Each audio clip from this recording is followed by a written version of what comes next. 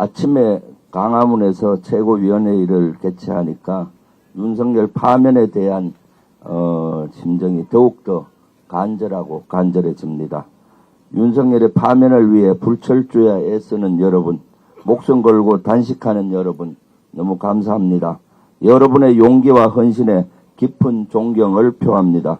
여러분의 노고가 결실을 맺을 수 있도록 저희도 끝까지 싸우겠습니다. 힘내십시오. 이런 가운데 윤석열의 취임 이듬해부터 계엄을 준비한 정황이 드러났습니다. 계엄을 쉽게 할 수 있는 계엄 실무 편람을 바꿨습니다. 네, 판el 1번 2021년 발행본 보겠습니다.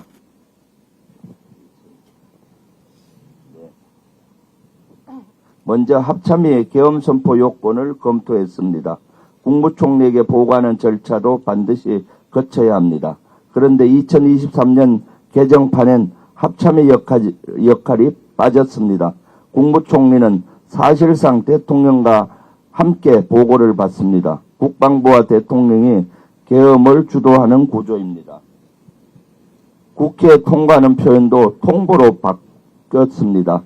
통보는 국회가 공식적으로 인지할 수 있도록 알리고 필요시 해제할 수 있는 권한까지 규정한 용어입니다. 반면 통보는 단순한 사실 전달에 불과합니다.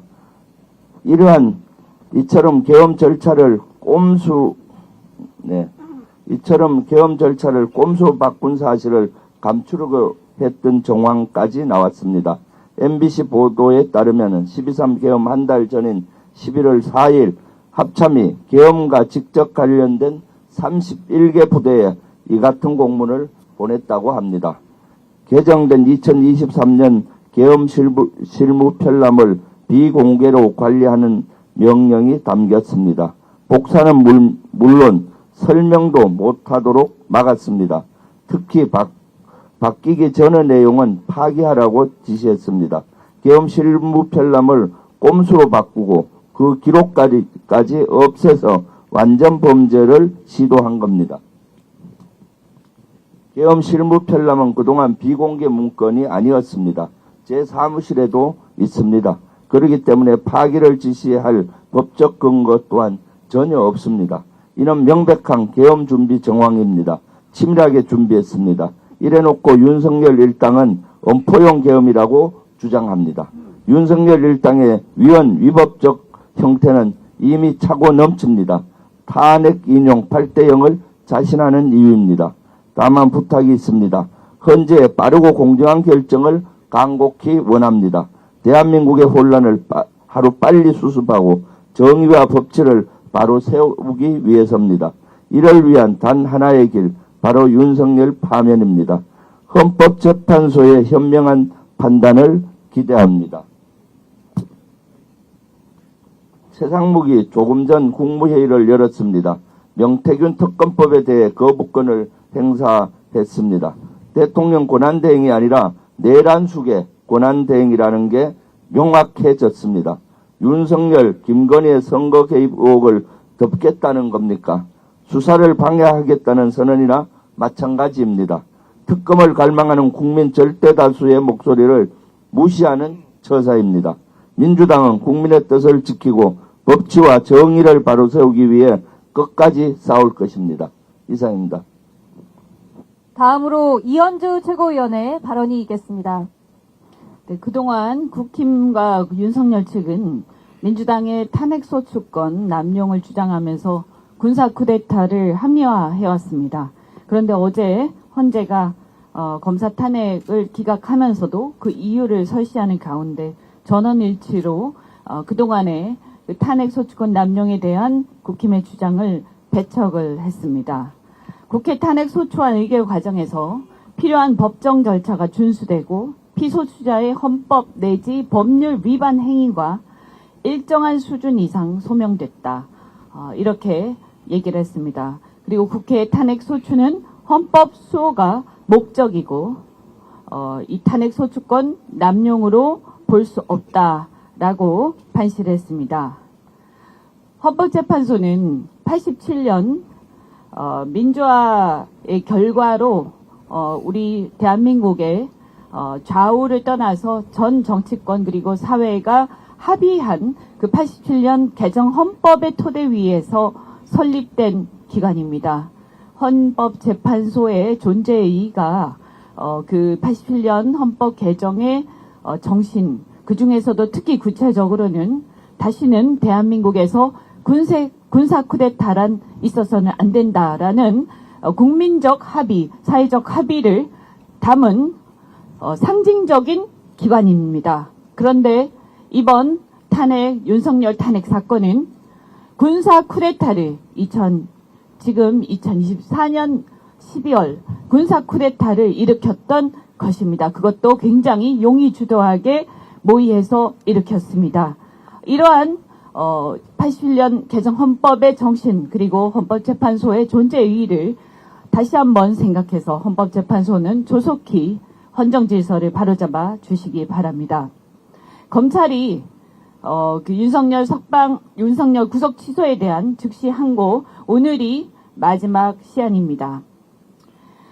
윤석열의 인권만 인권이 아닙니다. 오직 윤석열을 위한 구속 취소는 있을 수가 없습니다. 그것은 헌법상의 적법 절차와 평등권에 위배됩니다.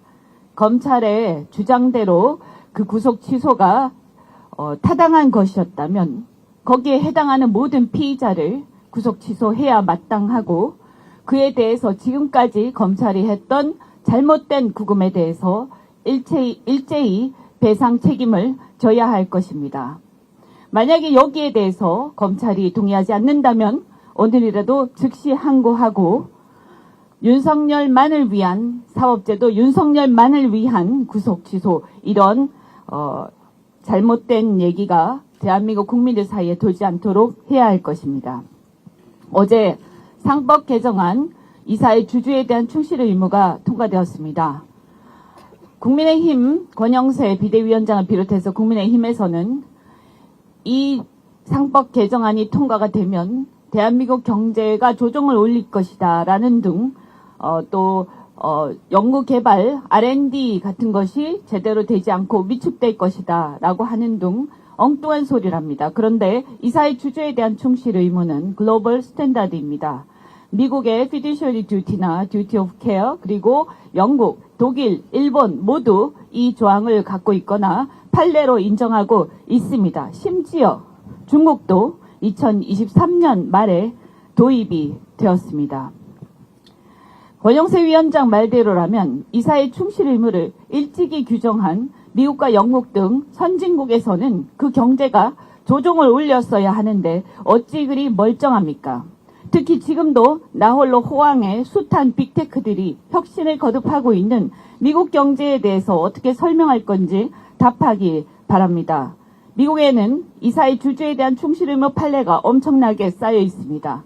그만큼 소송도 많았다는 뜻인데, 권 위원장 말대로라면 미국에서 R&D가 제대로 되지 않아서 미국 경제가 폭망했어야 하는데 어떻게 그것과 정반대로 갔습니까? 자본시장이 발달하고 자본 조달이 원활해서 창업이 자유로운 국가에서는 기업의 혁신이 잘 일어납니다. 그만큼 기업가는 실패를 두려워 않고 끊임없이 도전할 수 있기 때문입니다. 그런데 이사회가 대주주 혹은 오너 이익을 위해 나머지 주주들의 이익을 침해하거나 투명하게 알려주지 않아서 주주들의 뒤통수를 치는 이런 과정들이 반복되고 그 과정에서 이사들마저 침묵한다면 누가 자본 조달에 참여하겠습니까? 자본시장의 투명성과 공정성이야말로 자본시장을 통한 자본 조달, 그리고 기업가의 혁신을 유도해서 경제 성장의 동력이 되는 것입니다.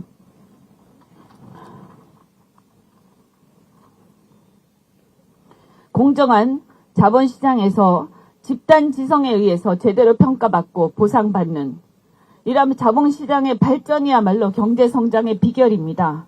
그러니 이사의 주주에 대한 충실 의무를 두고 국힘이 경제가 망한다 어쩐다 하는 것은 국힘이란 정치 세력이 자본주의 시장 원리, 자본시장의 작동 원리조차 제대로 이해하지 못하고 있음을 보여줍니다.